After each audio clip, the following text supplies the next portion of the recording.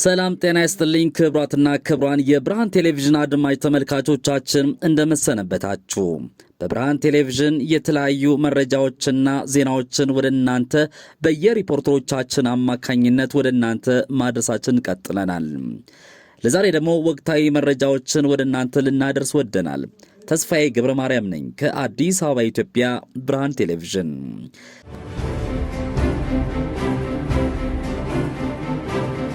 ለዛሬ ሁለት ወቅታዊ መረጃዎችን ወደ እናንተ መርጠናል። እንድትከታተሉን በአክብሮት እንጋብዛለን። የአፍሪካ ህብረት ለአሜሪካና ለምዕራቡ ዓለም ተንኮል እጅ አይስጥ በሚል ያዘጋጀው ጽሑፍ እንደሚከተለው ይቀርባል። የምዕራቡ ዓለም አስተሳሰብ ሊቀበለው የሚችል የዲፕሎማሲ ቋንቋ ምን ሊሆን እንደሚችል ማወቅ ይቸገራል። ከአሽዌዝ እልቂት በኋላ ዲሞክራሲን ለማስፈን ሰብአዊ መብትን ለማስከበርና የህግ የበላይነትን ለማስፈን በትብብር እንደሚሰሩ ቃል ገብተው ነበር። ከ85 ዓመት በኋላ ቃል ኪዳናቸው ተግባራዊ ሳይሆን ጦርነትና ኢሰብአዊነት የሰፈነባት ህግ አልባነት የነገሰባት የ21ኛው ክፍለ ዘመን ዓለምን አስረክበውናል። ቃላቸውን አጥፈው ዓለምን የሚቀውጡና የሚያምሱ ቀንደኛ መርጦ አልቃሾች እነርሱ ሆኑና አረፉት። በግፋ በለው ፖለቲካቸው የሩሲያን ትዕግስት አስጨርሰው ዩክሬን እንድትወረር ምክንያት ሆነዋል። የሩሲያና ዩክሬን ጦርነት ከፍተኛ ውድመት አድርሷል። የንጹሐንንም ሕይወት ቀስፏል። የዓለም ሰላምና ኢኮኖሚን አናግቷል። ከ2 ሚሊዮን በላይ ዩክሬናውያንን ለስደት ዳርጓል። ይህ ሁኔታ እየተባባሰ እንደሚቀጥልም ይገመታል።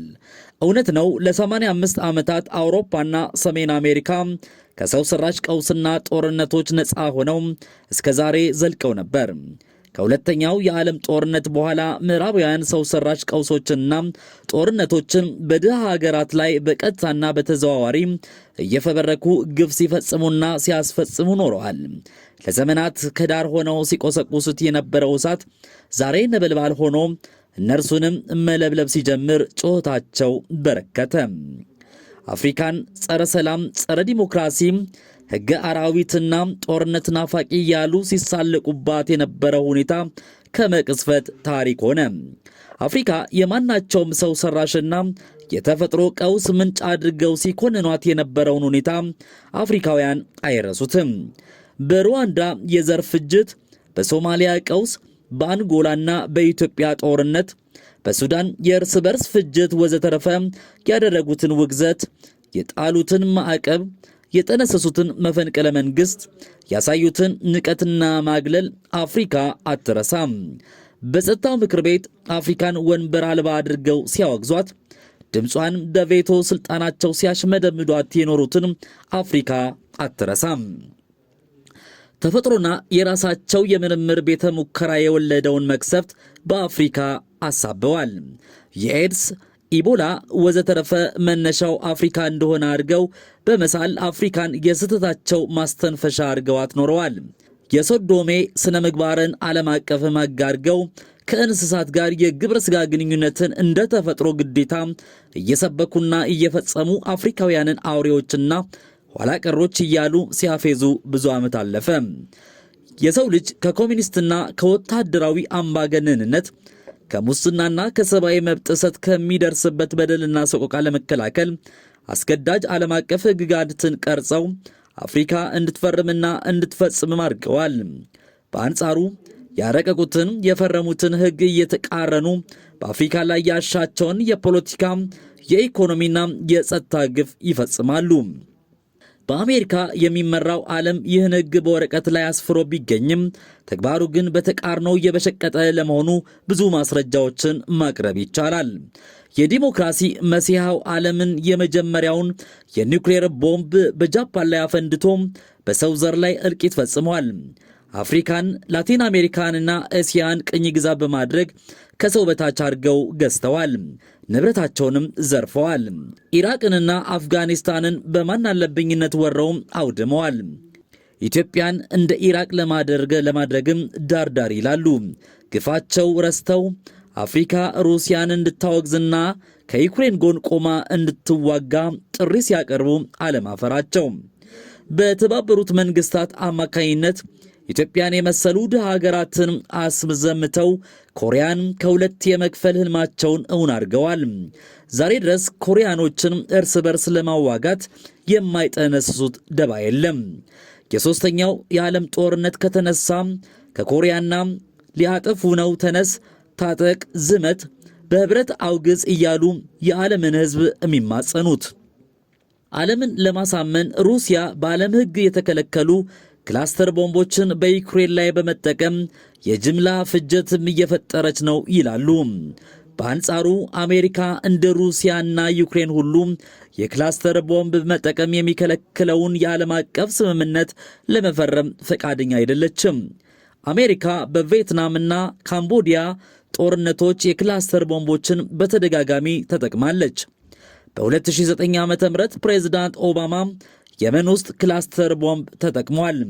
እንደ አውሮፓውያን አቆጣጠር በ2008 ተጠናቆ በ2010 ሥራ ላይ የዋለው ዓለም አቀፉ የክላስተር ቦምብ ማምረትና መጠቀምን የሚደነግገው ሕግ መኖሩ የታወቀ አሜሪካ ከየመን ጋር ከሚፋለሙት ሳውዲ አረቢያና መሰል ሀገራት የክላስተር ቦምቦችን ትሸጣለች።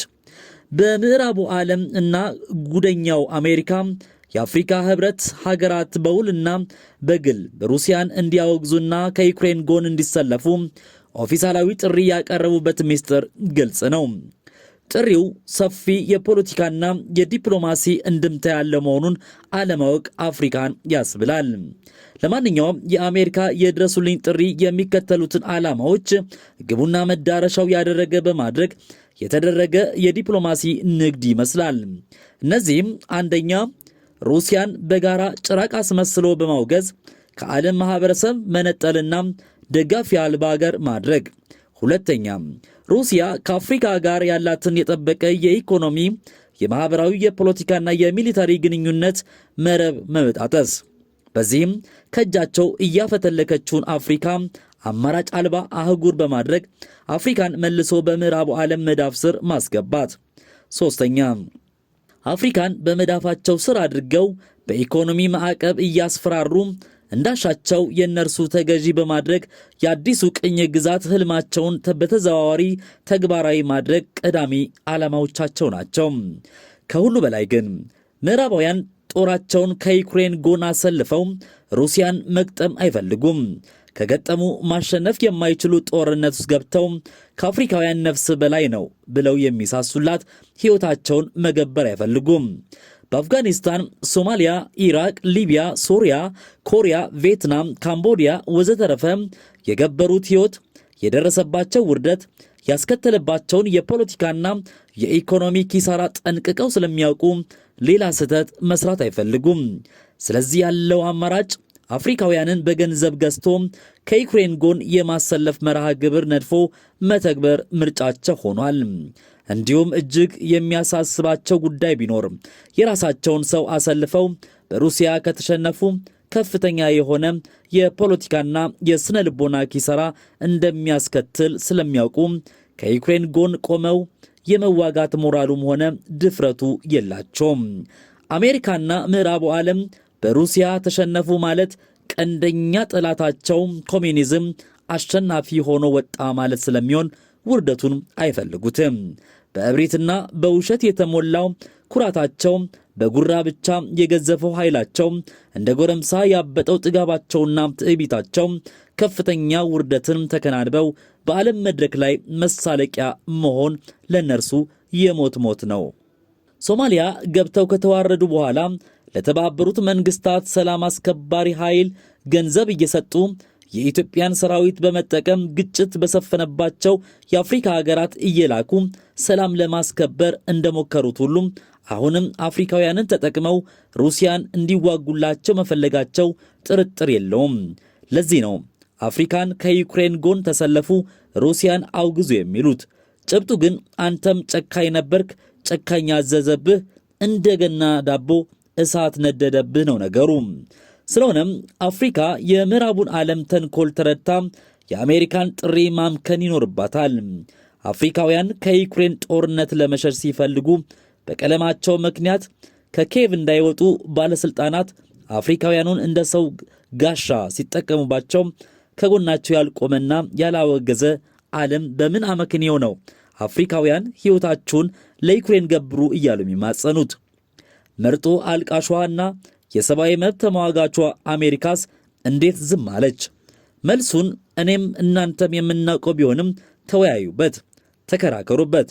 የአፍሪካ ህብረት ግን ለአሜሪካና ለምዕራቡ ዓለም ተንኮል እጅ መስጠት እንደሌለበት መስማማት ይጠበቅብናል። ሰማነታ ጀመረ። ኦታዋ ካናዳ መጋቢት 1 ቀን 2014 ዓመተ ምህረት። ክብራትና ክብራን የብርሃን ቴሌቪዥን አድማጭ ተመልካቾቻችን ለዛሬ ያዘጋጀንላችሁ ወቅታዊ መረጃ ይህንን ይመስላል። የአፍሪካ ህብረት ለአሜሪካና ለምዕራቡ ዓለም ተንኮል እጅ አይስጥ የሚል ነው ትንተን ያለ መረጃ ወደ እናንተ ያቀርብላችሁ። ላይክ እና ሼር ስለምታደርጉን በጣም ነው የምናመሰግነው። አዲስ ቤተሰብ ካልሆናችሁ ደግሞ ሰብስክራይብ አድርጋችሁ የደውሏን መጫን ቤተሰብነታችሁን እንድታረጋግጡልን እንጋብዛለን።